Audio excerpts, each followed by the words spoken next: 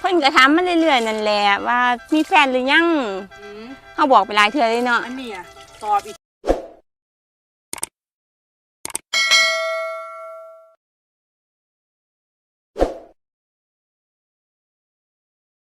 มือนี้เนาะต่อจากคลิปที่แล้วมันเป็นมือนี้ดอกมือนี้ละต่อจากคลิปที่แล้วพี่ไปก้นปูมาเนาะมันที่นี่ชิมาลอยอาบน้ำเพียงข้าเจ้า บ่อยากคนเห็นซะบ่ ข้าเจ้าไปอยู่ เขาจะบ่อยู่ แม่นเต็มที่ขี้เต็มส้วม สาบานว่าบ่มีคนอยู่ สุดเด็กขนาดแล้วกระซาบานมือสิมาอาบน้ำด้วยพี่น้องข้าเจ้าบูยูเดี๋ยวข้าเจ้ามาแล้วเขาจังขอเขาอาบก่อนอาบเร็วๆข้าเจ้ามาเขาก็จังขอตอนนี้ข้าเจ้าบูยูได้ขอไปไหนนะ เพิ่นไปย่ำให้ย่ำหน้าเพิ่นบ่ค่อยอยู่ให้อยู่หน้า ไปหาอีปูก็บ่ได้แม้แต่เป็นอะไรกับเบิ่งดูล่ะเพิ่ง เปื้อน กินเพิ่งมือ คือมื้อนี้สิมาล้างโต แม่นโอ้ก็ แล้วสิมาร้อยล้างของเพิ่น ที่เสาหยังเนาะ เอาเราเพิ่นตัวนี้น่ะฮู้จักเราเขาอ่ะฮู้จักบ่เราเขามาแม่ อีกบ่โดนนี่สิพาพี่อายมานี่ล่ะ อย่าปากเด้ออย่าเอาแห้งอย่าปากเด้อ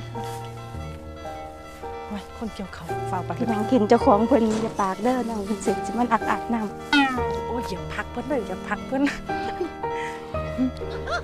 โอ้ยหมองอาบจะอาบเพิ่นยังนี่พี่น้อง เด้ เริ่มแรกเด้อขอกันเด้อพี่น้องร่าง ไม่เด้อไม่ ไม่ เด้ เด้ อ อ ขาจักคนล้างขาจักคน นายขาก่อนอาบบ่ได้บ่มีเงินซื้อใหม่จุ่มดูเด้อครับพี่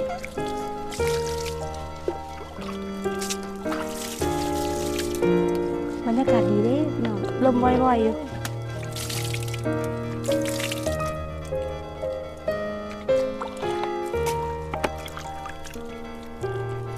อาบขนาด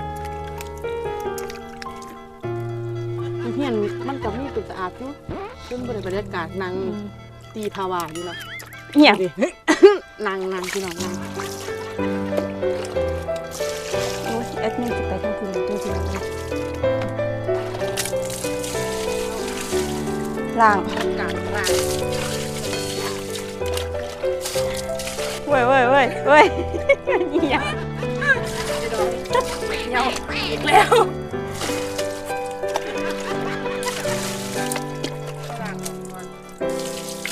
ล้างขี้ตมออกก่อนเล่นตะตม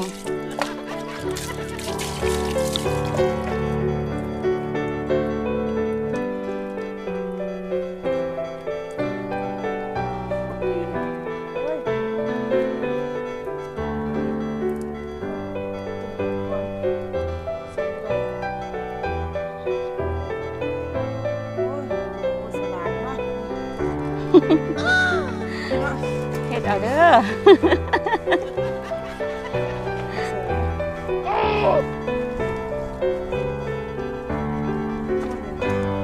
สติคอยพวกเป็นยังหรอก ใส่สมองคือว่าบ่ใส่ซั่น ใส่ดอก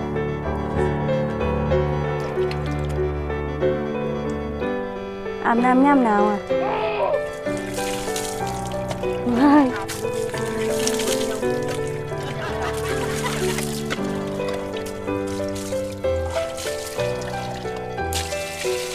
ผู้สาวเล่นน้ำย่ำหนาว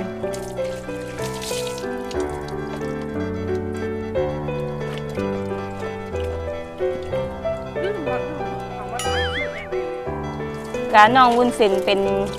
เด็กน้อยผู้หญิงที่ว่า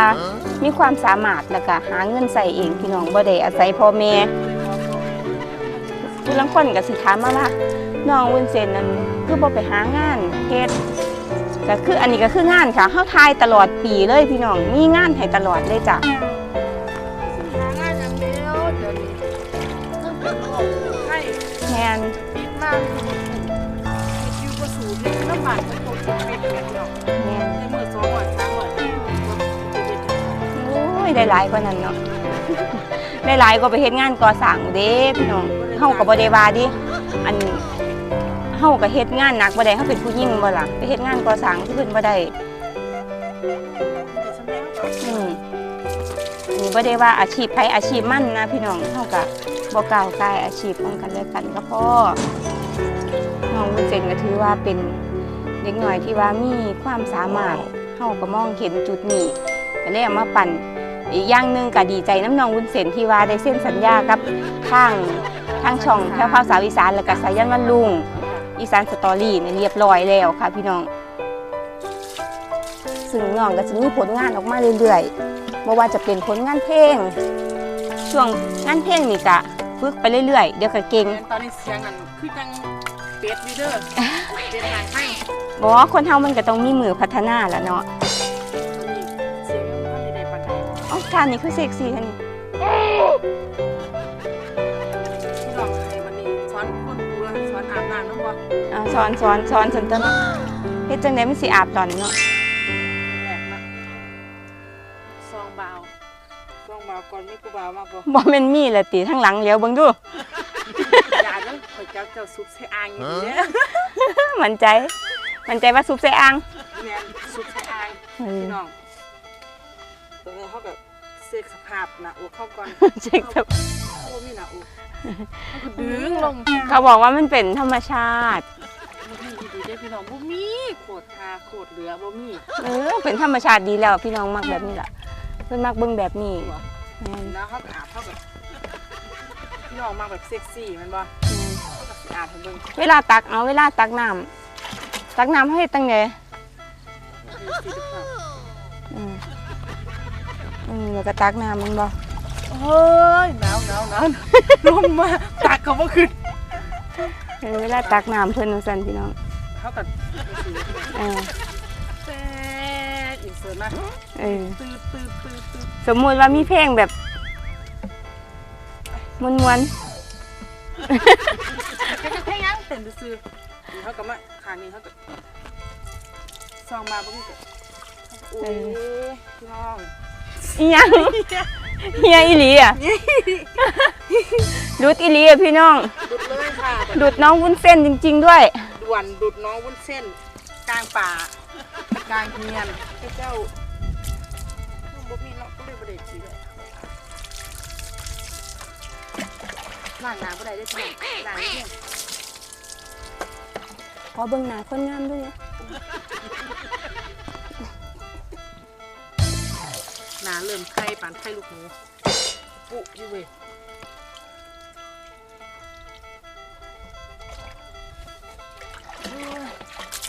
มีคำถามยังเขามาอีกว่าแอดมิน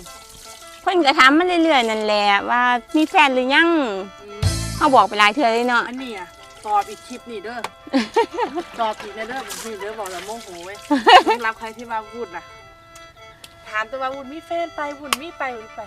วุ้นท่านได้มีผู้บ่าวด้วยจ้าหัวกับบ่ท่านได้ ว่า มี ก็บ่ทันได้มี ยังโสด บ่ทันไอยากนี่ไอ้นี่ปันใด น้องอยากทำงานอยู่ แต่พ่อแม่กันเลี้ยงท่านไอ้นี่เลี้ยงไงมาก ให้พ่อแม่ได้กินเหือกินแห้งซะก่อน ค่าดองกับบ่แม่นหยังดอกที่เขาบ่เอานั่นค่าดองแพงพี่น้องแพงเท่าหยังนี่20,000กับไก่หน่อย2ตัวกับเหล่า2ลัง คุณน่ะ แพงหายแพงค่ะ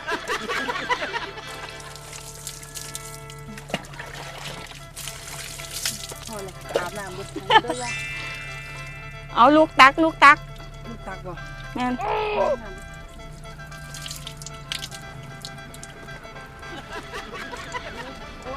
โอ้ยเบาๆขับรถไถเบาๆขับรถไถ มันสิบ่เห็นบ่โอ้คุณเอาขึ้น เป็นก้านหมดแล้วไปตากตะแดด เดี๋ยวเด้อ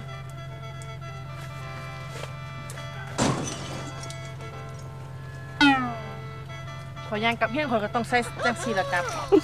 เพราะว่าข่อยบ่เอาเสื้อผ้ามาข่อยล้น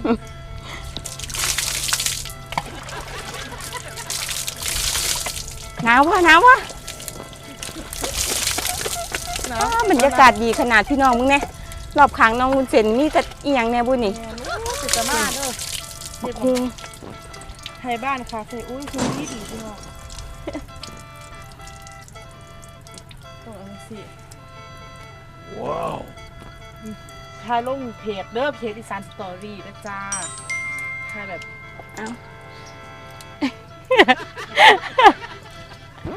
รว องอีหลีเด้มันยังมาขี่มึนกระดอกกระเดียแท้อ๋อพี่น้องว่าบ่ โอ้ยถึงแอดมินเนาะอาบแห้ง ถือแอดมินบ่เป็นหยังดอกถือเป็นกล้องนี่ติ อ๋อเบิดไลฟ์หมื่นอยู่ได้ ว้าย800,000นั่นแหละโอ้มีการจกล่างอีกโหละนายเด้ อันที่สะอาดนี่คือก็คือภายใน กันภายในเข้าสกปรกเหม็น มันเป็นหยัง บ่มีใครอยากได้เด้อ จำบ่ บอกเลยว่าแต่มึงกลมหนาลงเป็นสิรวดหักทวนหักแตกหักแตน เงินนี่ก็เน่าดิ แม่นเน่าสลับ ไปครัวหอย เอ้ย บ่ได้เอาสบู่มาโอ้มันรักอาบของเพิ่นน่าลืม จักแม่นอีหยังเน่าจักแม่นหอยหยังเน่าเอาไปมากกลมไปลึกๆโอ้ยหอยเจ้าของเน่าหาเลยบ่ล้างหอยไปแล้วก่อน เพิ่นแล้ว บ่แม่นเด้อล่ะ แสดงว่าเรื่องนี้เพิ่นเล่นมาแล้ว พี่น้องแห้งเด็ดคักหลายๆคลิปต่อไปที่ท่านได้ลงตอนนี้ด้วย แม่น ที่ท่านได้ออกตอนนี้ แนวบ่เคยเว้าอั่น แม่น อันกะเพราะอภัย FC ของแพรวพราวนี่เด้อจ้าผู้ลางคนเพิ่นอาจสิบ่เคยเห็นแนวประมาณนี้ก็คันเฮาบ่มักเฮาก็เลื่อนผ่านเอาเด้อ อีบ่โดนเบิ่งดูเซฟปิดบัดนี้ อีกจังหน่อยติดน้องวุ้นเส้นมานี่ว้าอยู่บ่ได้เด้คิดถึงน้องวุ้นเส้นแท้เนาะ โอ้ยสิหอนคือกันเด้อพี่น้องทางผู้หนาวไปท่านนี่คือเสียงมันแบบเหม็นเที่ยแล้วนะวุ้นว่าน่าจะหมิงหอยแน่ๆเลยอ่ะ หอยหยังล่ะ หอยใน โอ้ นี่ ย เอาแยงดากมานี่ เอ๊ะ หลวง โอ้ยพี่น้อง อันนี้ยังมาหลวงแท้ สิอาบไปบ่นี่ เป็นหยัง น้ำ น้ำบ่มา คือจบผิดบ้า ตายแล้ว ว่าตัวสงสัยต้องมีกล่องวงจรแน่ๆเลย ตายแล้วน้ำเบิด ดีนะบ่สาหัวน้ แมนเกือบแมนบ่ล่ะ ำเออ โอ้ข่อย เฮ็ ว่า ดจังไดวันนี้ มาอาบน้ำเพิ่นจนเบิดมาเพิ่นมาหายซะเนาะ เฮานั่นสิกลับได้บ่คันเพิ่นย่างว่าน้ำเบิดพี่น้องเฮ็ดจังได๋เอ้ยกำลังเย็นๆแม่พี่น้องกล้วยปูอันหาปูกับไรน้ำมาอาบเพิ่นคุณมาเปิดบ้าวอีกพี่น้องมีฮอดกล้วยโอ้ยเย็น รักกินกล้วยกล้วย ให้ เขา เขา เจ้า ซื้อ มันเห็นนางเอกขี้รักเด้อพี่น้องไปรักกินฮอดกล้วยเขาเจ้านั่งรถ ยายไปขอกล้วยในเด้อจ้าเอาโลดโอ้ยข่อยฮักเจ้าเจ้าเองเลยเองอีปอบ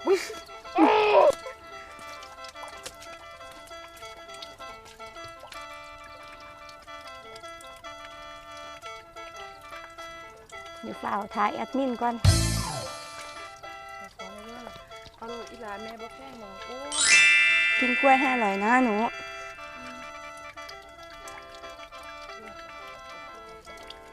อุ้ยกินข้าวเพื่อนนี่ละ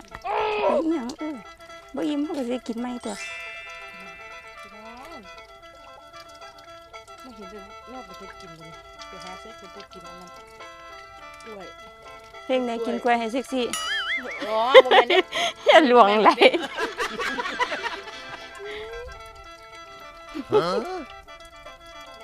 คุยเลยอยากหัวเลย รีวิวกินกล้วยให้คนกินอ่า อันนั้นมันย้อนแสงของเอ็ดนี่ บ่สวยคืออย่างนี้ มีสองตั้มตรงน่ะ ฮิตแอนดัก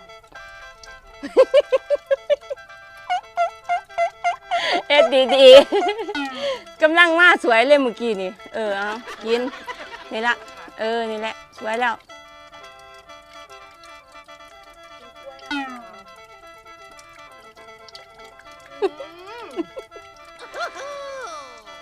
เลือก